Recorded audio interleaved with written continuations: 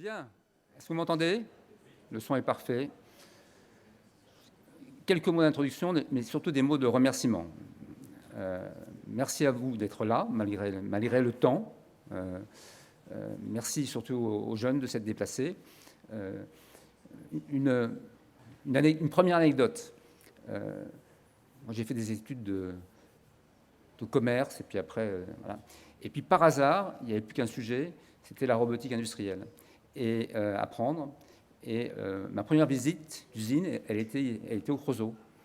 Et puis je suis tombé amoureux, c'était les premiers robots qui étaient installés en France, dans les années 80, pour vous dire. Voilà. Et je suis tombé amoureux de l'industrie. Et finalement, toute ma carrière, j'ai fait une thèse sur la robotique industrielle, et toute ma carrière est venue de ce moment, de cet amour pour l'industrie et un site. Et si je suis là, c'est parce que, entre autres, je suis président d'une association qui s'appelle la Société d'encouragement pour l'industrie nationale, qui a été créée en 1801. Donc, quelque part, votre école a été créée en 1780, si mes souvenirs sont exacts. Donc c'est la même génération, c'est comment on imagine l'industrie de demain. Voilà.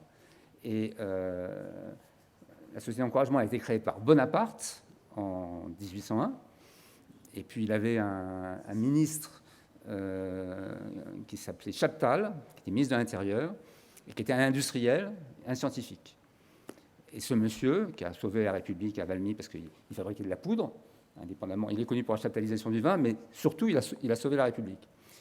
Et il était dans les territoires, il aimait l'industrie, il a créé des préfets, et il a dit à tous ces préfets, ben, vous allez prendre une carte à la société d'encouragement, et puis vous allez, dans les territoires, monter des sociétés d'encouragement, et faire en sorte que... Voilà.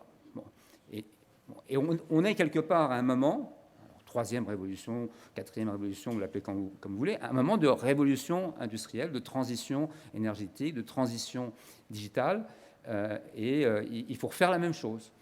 Donc on s'est dit, on va refaire comme Chaptal, on va aller dans les territoires, et par chance, on a rencontré la Banque des Territoires, qui porte bien son nom, merci, qui nous a accompagnés depuis 2-3 ans, et on se déplace, et on voit comment, à quel endroit se passe la renaissance industrielle, et pourquoi. Voilà. Alors on a sorti l'année dernière un guide, Faire renaître l'industrie dans les territoires. C'est pour ça que vous avez je vous encourage tous à télécharger le guide sur Internet et à lire. Et en fait, parmi les clés du succès, il y a effectivement les hommes et les femmes. Il n'y aura pas d'industrie s'il n'y a pas d'hommes et de femmes qui ont envie d'aller dans l'industrie.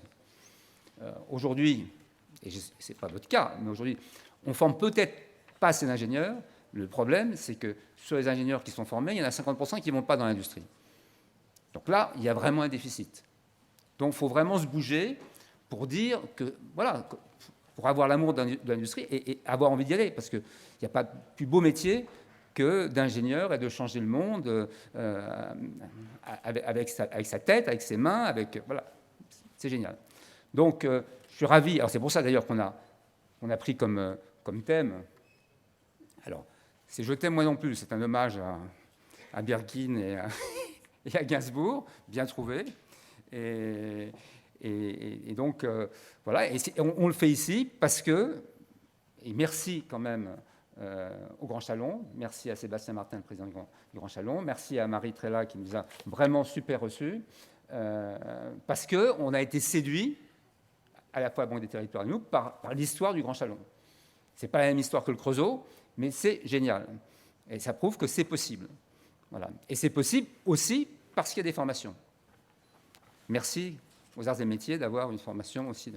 Et merci à vous.